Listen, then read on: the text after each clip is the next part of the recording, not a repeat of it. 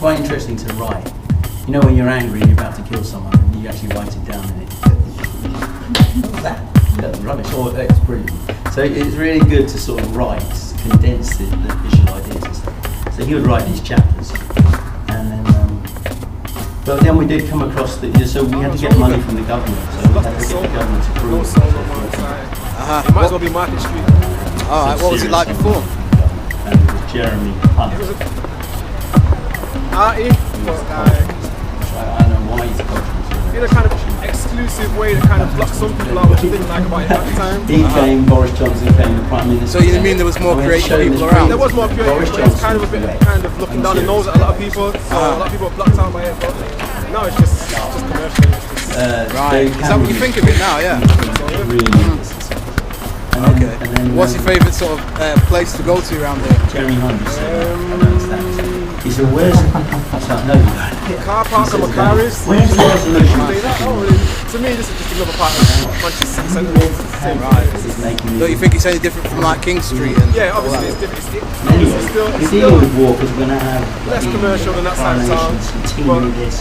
Every wedding was a military band. You know, in the end, you can see we touched on Churchill. Nice one.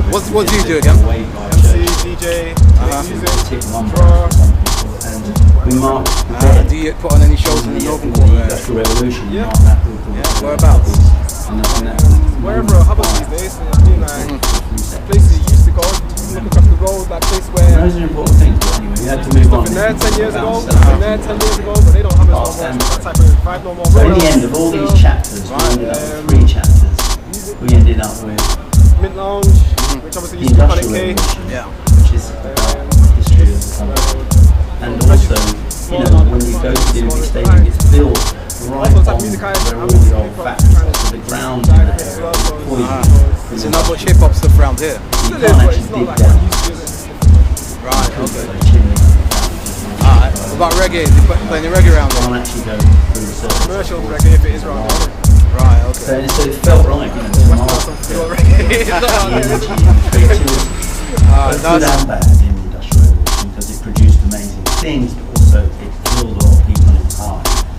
So, but it is us, it is part of our history now, actually. So we decided that the years of our King de Brunel and the Industrial Revolution was an important way to celebrate ingenuity, engineering, and stuff. Then we went into the middle and thought, all the things interesting. To be able to say what you want and where you want without having to think that is going to be come back on you, that you're going to be done for it. No, so you're telling stories of children like this. So that was for the youth, and then the final chapter was really fun.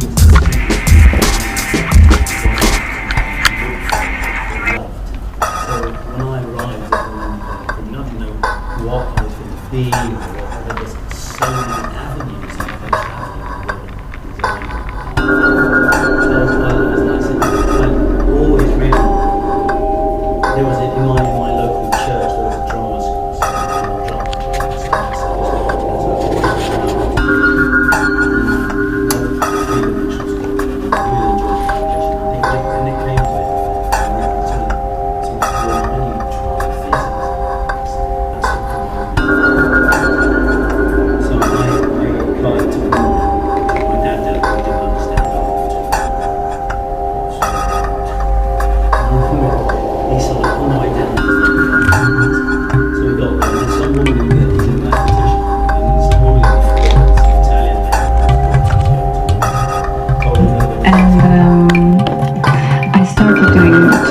shows in New York, and then I didn't really work. Then I went to Paris and I did Balenciaga and Givenchy, and then it somehow all started. How you decided to stop your career and then to restart again? Well, before I was modeling most of the time in Holland and Belgium and a little bit in Germany, and I mean it was a very different kind of modeling I did back then. I had a great time, but I was mainly doing a lot of catalogs and things like that, and at one point it was just enough. And what I'm doing now is just very different. I mean, I work on another level, which is very exciting. And What happens when you're about to jump on a catwalk? Like, are you emotional? Are you strong? What is your thought? I'm very nervous, often, I don't know, it depends. Sometimes the music can give you a certain sensation, sometimes just what the designer says to you just before you get out, or I don't know, it can be very different. Have you ever been scared, like, oh my god, I will never be able to finish this catwalk? I'm pretty sure.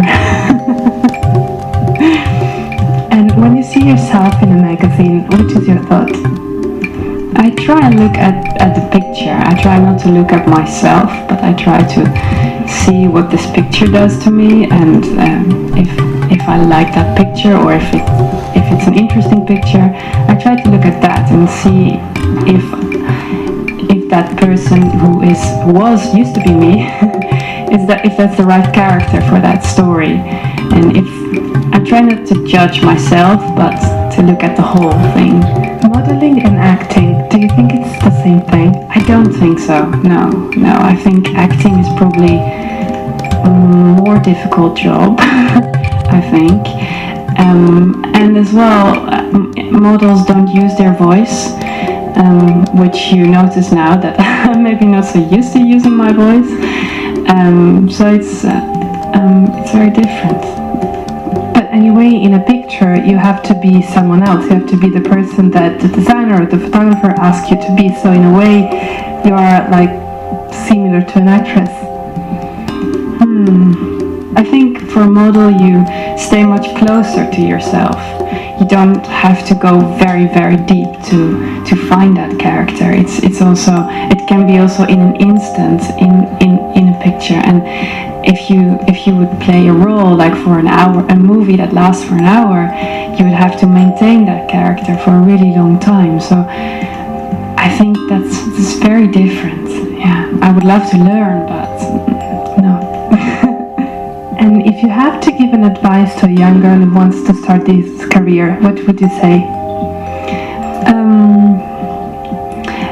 First of all, I think it's very important to stay, to feel like happy and fulfilled what you do.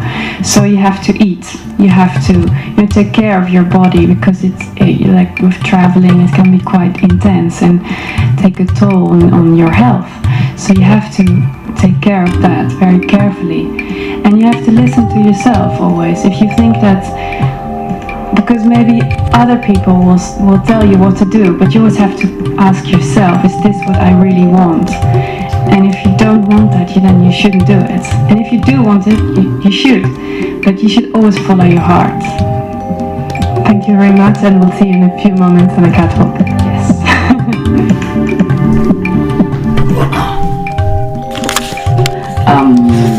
And in fashion, actually it works not simply as somebody playing a passive role to the artist's, inspiration.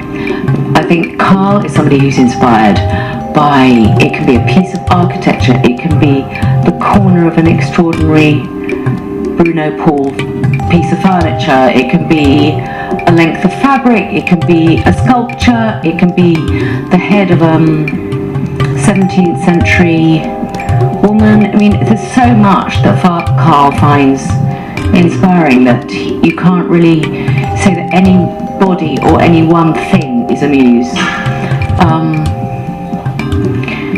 He finds his cat inspiring, but that is only one thing out of many, many things. He finds poetry, things that he's read. There's so much that Carl finds, that flame, that trigger of inspiration. So how would you describe this relationship then? Oh, my relationship with Carl, I would say he tolerates me. I think he challenges me. I think he senses in everybody with this, his genius is, so much of it is a sort of telepathy, so much of it is almost like a spiritual sense of what has happened and what will happen next. I mean, it's uncanny and it's an extraordinary gift. But he senses in people often what their potential might be. And the challenge for me is to live up to the potential that Carl sees in me, which as yet I have not done. But I am trying. Amanda, you're an artist and a photographer yourself. You're very generous, I wouldn't say so, but I try. And where do you find your inspiration then? My inspiration, what moves me, a lot of what moves me actually is the natural world on one level. And really an artistic gesture with a small a and a small g is really a sense of wonder at being part of that world. So for me, a lot of my painting is really an expression of wonder of being part of it, and also probably a sense of not wanting to lose it, if I'm being really honest. On the other sense, working on my writing or creating an idea for a film and making great big collages, I don't know where that inspiration comes from, and that is also quite mysterious and very exciting. I've seen your beautiful book, your photography book on India. That's very kind. That's because of Carl, who did absolutely the whole. It was his concept, the idea of it as a sort of mogul jewel box, but also, the layout with Gerhard Steidl, the paper, the printing. They transformed what were, snapshots, actually, into the most beautiful thing. But I'd love to do more. And in fact, I have got some photographic projects coming up, so that's good. I haven't got my camera here. Damn. When I saw the book, I thought that more than a regular trip, it was a very interior trip, because the images that I see are very, very emotional. I think somebody once said to me, the trouble with you, Amanda, you're too emotional. I don't think that's a bad thing. I think, especially if you can somehow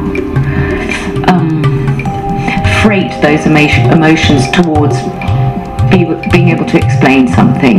Not that you can explain India, but I was very affected there. I was very affected, but it was actually, which I wrote at the back, you can't possibly take one image which sums up this country, and you can't write in a sentence an explanation, but actually in the many images there is an attempt to try and express the extraordinary spirituality, the great, the profound grace of that country under this sky like pale blue silk. It was the most transformative experience for me. And the reason why the book happened is because it was Carl who actually let me off a Fendi appointment to go to India for 3 weeks, which made it all worthwhile. So to say thank you, I made him an album, and from that album, that gave him the idea to make the book. That's amazing. Before you were talking about your inspiration from natural elements, if you were one of those, which one would you be? Natural air. I'm afraid I'm a Gemini. Thank you so much for your time, Amanda. Oh, well.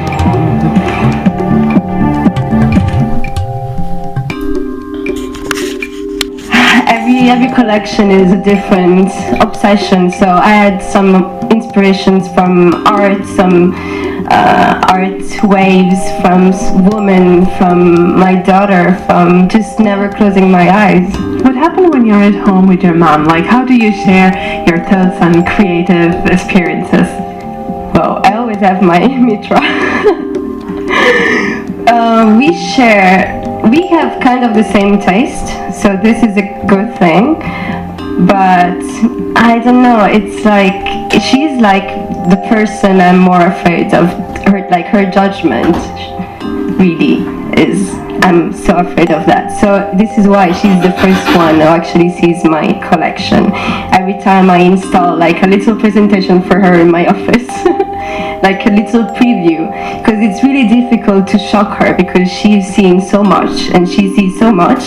So when I shock her, it means I got it. And in terms of fashion, like, which are the pieces that cannot miss in your wardrobe? Well, Well, now I'm more in a uniform kind of spirit. So I'm back to school, back to my non-school. So I would say now, like, just 3 colors, like this, the blue, the black, and the white, all together. But your jewelry are very colorful though. I know, this is why I express myself. I color myself with my jewelry, not with my dress. And which is like the next step that you want to take now? Maybe start to do black and white jewelry and start to put color on my clothes. I don't know. Like, I have so many dreams. I have so many things I want to do. I'm still so young that I just have no rush. And do you think your daughter will take like all the creative part of your family? She loves jewelry, but I think she's more of an actress. So I told her, you have to become an actress who loves jewelry. That's like the best. So you will become like my testimonial. And fashion as well, otherwise I think grandmother would not be very happy. No, she'll be happy. She's great as an actress, I can already see it. Thank you so much. I think you have to go and someone is looking for you. Thank you. Bye.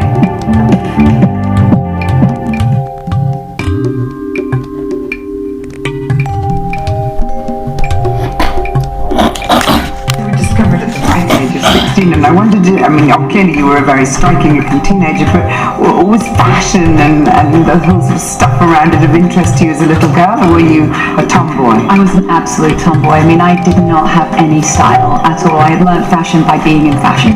Being the one who looks different at school is quite a hard thing, was it? Yeah, definitely. I mean, I'm so happy ultimately about what's sort of happened in my life, because where I grew up was the era of Baywatch and Pamela Anderson, you know, so it's like you've got to be the striking, buxom, peroxide blonde, and I was absolutely none of that. I mean, I was very skinny, some ratty, mousy hair, very pale. Fashion sort of found me in a way. It was honestly the luckiest moment of my life. You must have been aware of Marks and Spencer's from an early age. I mean, what does it represent? It's so identified with this country. I mean, I think there's always something that you can go in and find at Marks and Spencer's, and also the food. Obviously, I mean, that was the creature comfort when I moved away from England. Like, oh my God, they had one in Paris, and that was sort of my saving grace during Paris Fashion Week, was to go and get your Marks and Spencer's fruit cup. That's what expats like myself always sort of say, what do you miss about England? There's always sort of like, well, I miss the tea, I miss chocolate digestive biscuits, and I miss Marks and Spencer's.